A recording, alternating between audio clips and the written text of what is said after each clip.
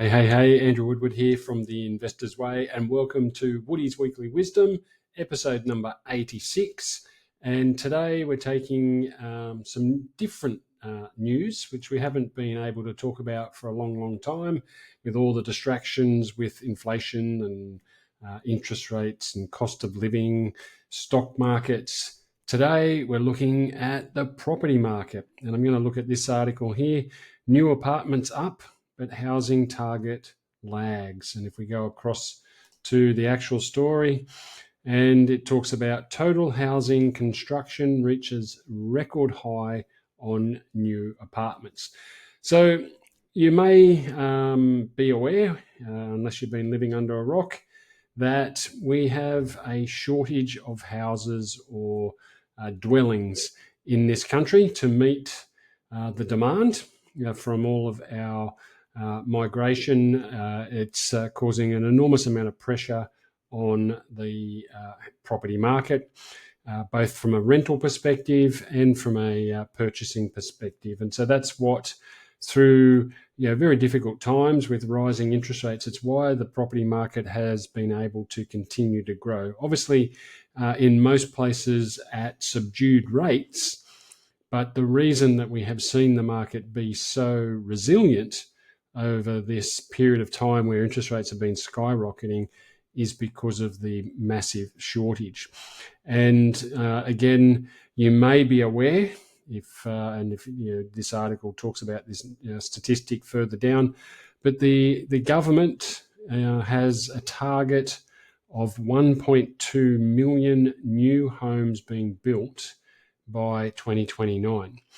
And recently the New South Wales Premier was in my local area, and I understand at that meeting he talked about how New South Wales and Australia is behind in reaching that target, and hence there is an enormous amount of change happening in various parts of the country to enable more approvals for developments.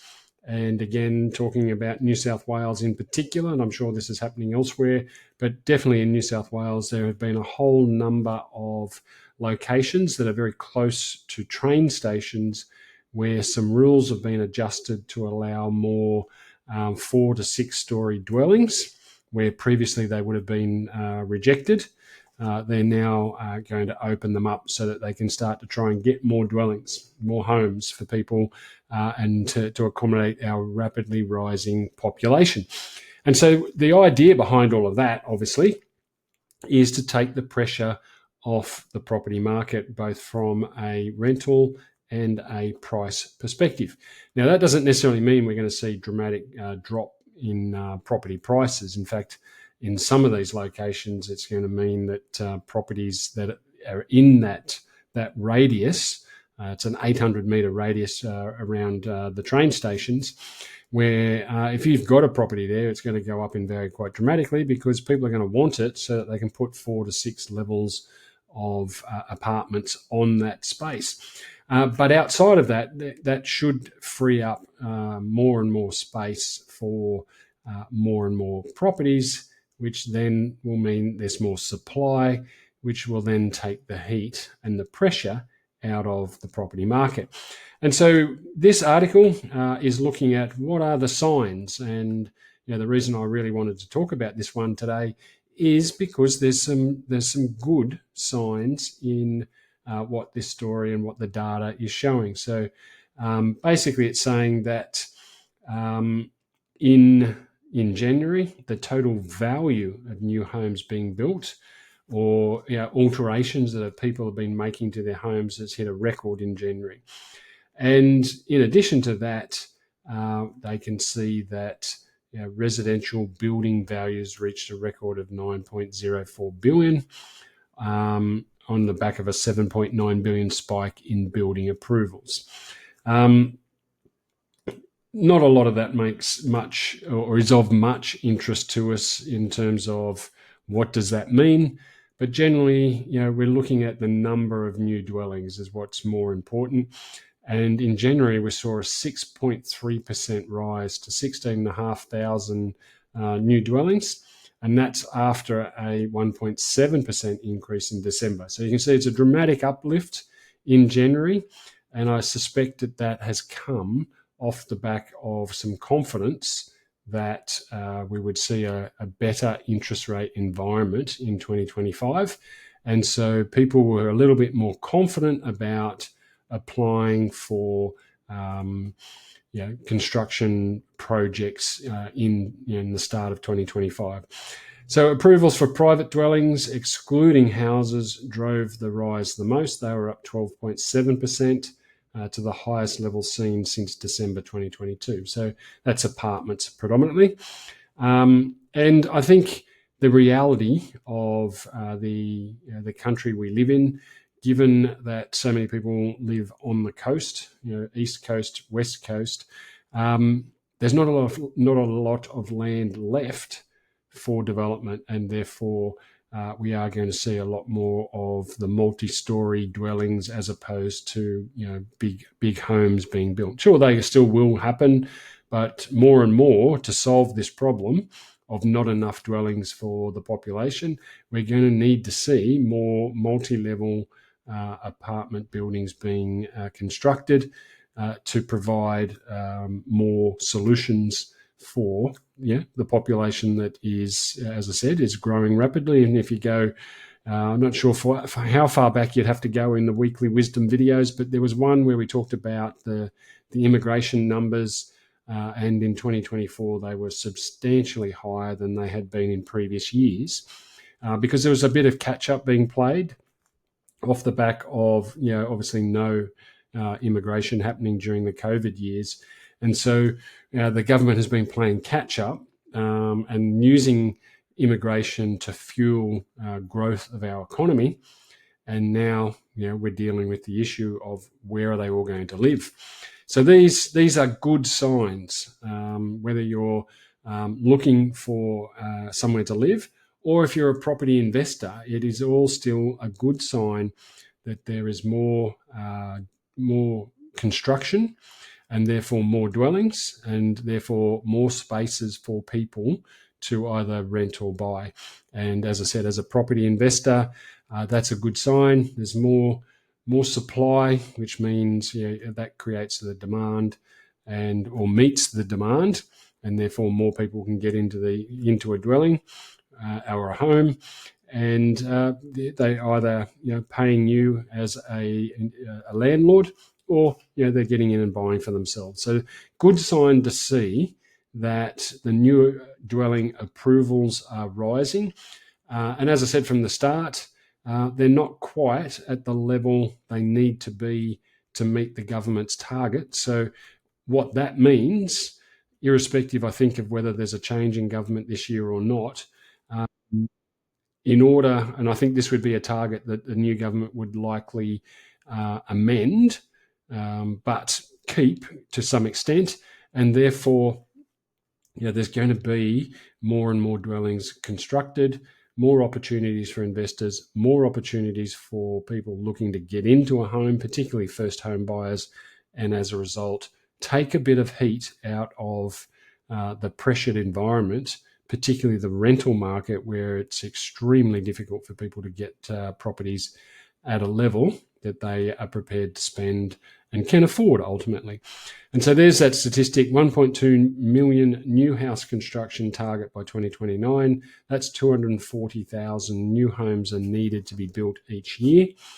And we just saw 16,500 odd approvals for January, which is, if you do the maths, we need to be around 20,000 a month. And so we're a little bit short of the target, but heading in the right direction.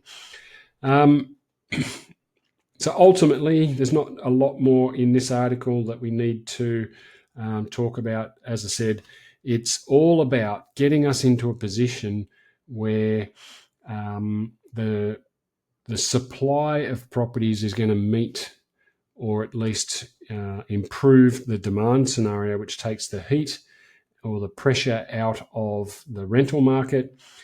And for those people who are investors and are fearful that or they don't even have to be investors. You can be just an owner occupier. If you're fearful that this is going to slow down the growth in your properties, fear not. This is just trying to catch up. And so we've seen gradual growth with all of these interest rate rises, which has been a fairly positive sign. And with all of these new dwellings coming on board, sure, that might slow the growth down, but that I think ultimately will be good for everybody to make things a little bit more affordable before the market will once again take off and have significant growth. We know that the property cycle is 9 to 10 years. The property market will double every 9 to 10 years. Doesn't mean it happens on a consistent basis. It might do nothing for 6 of those years and then double in a matter of 3 of those years. Or 4 of those years. So I think we're going through a period, I think, of transition and hopefully taking a little bit of the heat out of the market. And then that enables everyone to reset and get set. And then you'll see the market have another period of rising. Now, there is obviously the alternative view, and that's where some people believe that if we keep seeing interest rates being cut, that will mean people have got more money to spend, and that will drive prices higher. There is absolutely the possibility that that will happen. But as I have been saying for a while now, when it comes to the conversation on interest rate cuts, I'm having enough conversations with people to know that there's not too many people out there who are necessarily going to use interest rate cuts to rush off and add to their property portfolio or upgrade their properties to bigger ones. I think everybody has been scarred by these rapid interest rate rises, and it's going to take some time to rebuild their confidence or trust. And so we won't necessarily see a rapid rise in property prices just because interest rates have been coming down. And as one commentator that I follow mentioned recently, interest rates have been going up and property prices have still been going up. So it doesn't necessarily mean just because interest rates are going to come down that we're going to see rapid spikes in property prices. And the other thing to keep in mind around that is that there is only 1/3 of the population who have mortgages. So it's only 1/3 of the population who are going to get that relief. And if you look at the generation who has, I guess, borne the brunt of a lot of the negativity around property prices, the baby boomers, if they're starting to transition into retirement and they need higher interest rates on their cash, they're certainly not going to be splashing cash at the rate they were or have been accused of being doing if they're not getting as much on their cash. So I think there's going to be a period, like I said, where the market might go a little bit sideways. It might still rise at gradual rates, but it won't rise rapidly, and that's going to allow everybody to just reset and let the market catch up before we have another upsurge in property prices. That is not to say that there won't be pockets where prices will go rapidly, but I think generally speaking, we're going to need to be a little bit more, as property investors, you'll need to be a little bit more discerning of where you do your investing. It's not just going to be buy a property and you'll be sweet. You'll need to be using the data and analysing to get the best results. And I think this article just gives us some confidence that the market is back in the construction phase, and that's great for the economy. It's great for interest rates.